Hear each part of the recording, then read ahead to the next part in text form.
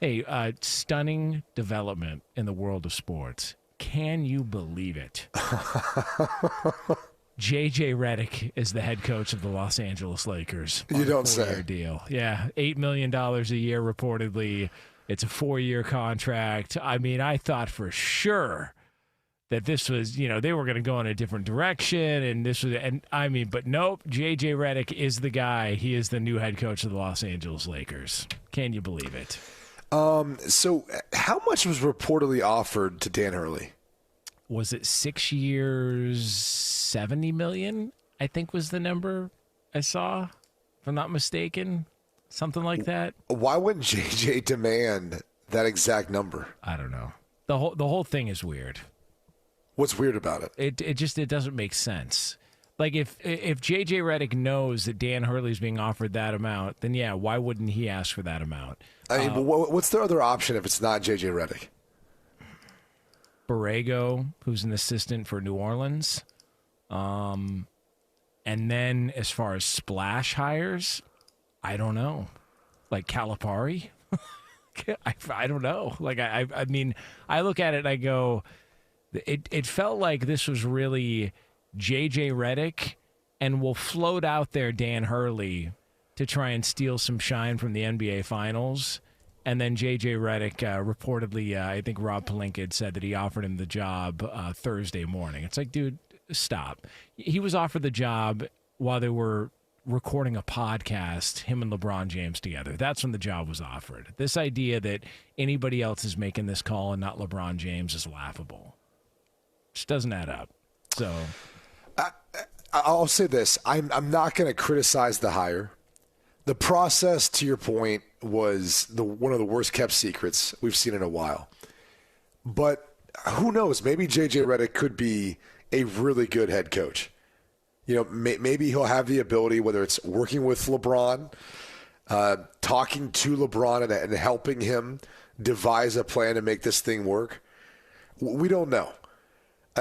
I'm more curious than anything else to see how this plays out. Yeah. And in part because I do think JJ Redick's smart. I think he sees a bigger picture as far as basketball. But who knows? Who really has any clue how this whole thing's going to play out? Well, we just know this. He wasn't their number one pick. At least he wasn't, I should say, Rob Pelinka's. There's a reason why Dan Hurley was there. And then on top of that, he's got no experience, which I think oftentimes we kind of relate, oh, this guy's going to be good because we've seen him do it before. There's plenty of times guys are good at something, or they ended up being great at something, or elected, or they get a job to something. They haven't had any experience before. We've seen that. So I'm going to give them the benefit of the doubt to kind of wait and see. I'm not going to judge it, but what does make me most interested to see next is what they do in the draft. Yeah. If they do indeed take Bronny, if that is to entice LeBron to stay there, because it feels like this was LeBron's pick. Like this was who LeBron wanted to be head coach. Yes. And I also look at it and I go, that would really be the finishing touch on exactly who's running the show there. If Bronny James is a Laker after the draft, then you get your answer. Because this idea, and Petros has talked about it before too, his biggest issue is the pushback that LeBron James doesn't have any say, or it's not his idea. Like the story that came out, I think, was that Darvin Ham was fired, and the guy that really had the issue with Darvin Ham was Anthony Davis. Like, come on, dude. You think Anthony Davis is pulling the strings there? You think LeBron James is pulling the strings there? And you just go back through the course of his career. And it's not to say, like, look, if there's a lot of people out there that if they had the power and control to be able to change things within an organization, good for them. Like, I don't have an issue with LeBron wanting to go play for other teams. I don't have an issue with him wanting to play for his son. I think we talked about it yesterday. I think that's awesome. It's this idea that he doesn't do all this, that he isn't behind the scenes orchestrating all this, that this wasn't a plan that was put in place that maybe had something to do with, them on the podcast getting together and having discussions about it.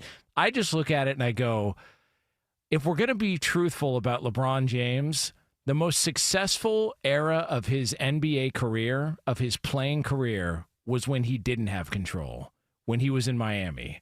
because he tried that same game with Pat Riley, as we've talked about, and Pat Riley was like, oh, no, dude, like, you got it all wrong. Like, I'm calling the shots here. That's your head coach. And that was the most successful run he had.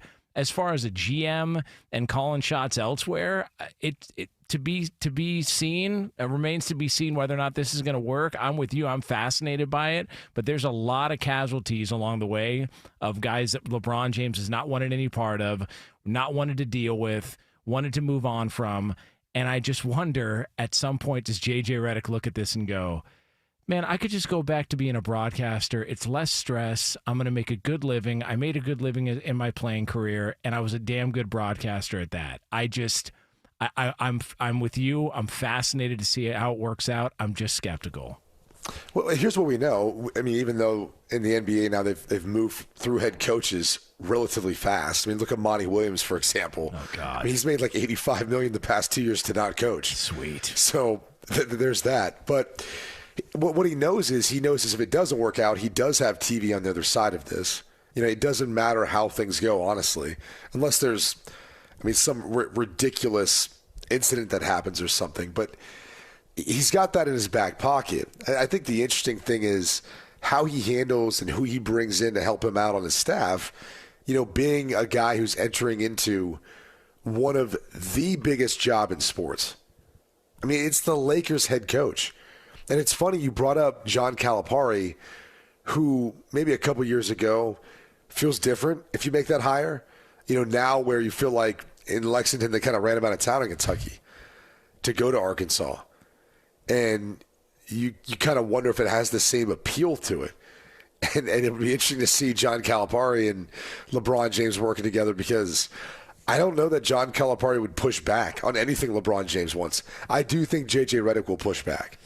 I don't know how successful that'll be, but I do think he will be the type to try to hold him accountable or push back if he doesn't believe it's something that he's doing. And that's what made him a good broadcaster. People don't like JJ Redick because they think, well, he's a little bit smug or he's a little bit arrogant. I thought he was he would push back on Stephen A. Smith. Like, he would push back on conversations that were being had. And he would he probably some regrettable things about, Bob Cousy and Jerry West and just sort of their era of basketball and all that. But that's why I just wonder how long before there's an incident, and do we find out about it?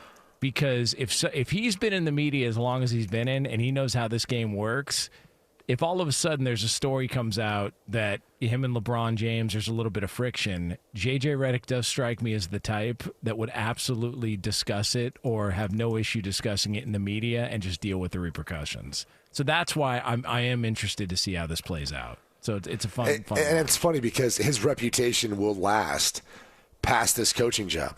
So again, assuming he's not, who knows, maybe he's like a Sean McVay. He's kind of one of those brilliant minds that he's able to connect with players, and he's going to be coaching there for as long as he wants. I mean, that is the interesting thing now when you look at, Los Angeles outside of Jim Harbaugh. You look at McVay and the impact he had on the Rams, and you've got someone like JJ Redick who I think in ways has a similar personality, recall, quick, wit to him, or the ability to, process quickly. I do think he'll be a good head coach. I just hope he has time. Like, I don't care if it's a player or a coach. Oftentimes, the rug is ripped from out underneath them, and they have no time. And I feel odd saying this, but I do think it's somewhat true.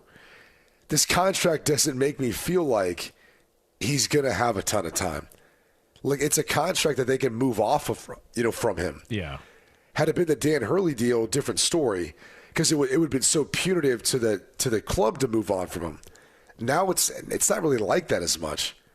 So that's the hard part. Is I'm not even so sure, they wouldn't, if it's not working out after a year or two, just say, yeah, well, we're going to move on, because it doesn't hurt them to do so. I've said it before. I don't know anybody that would.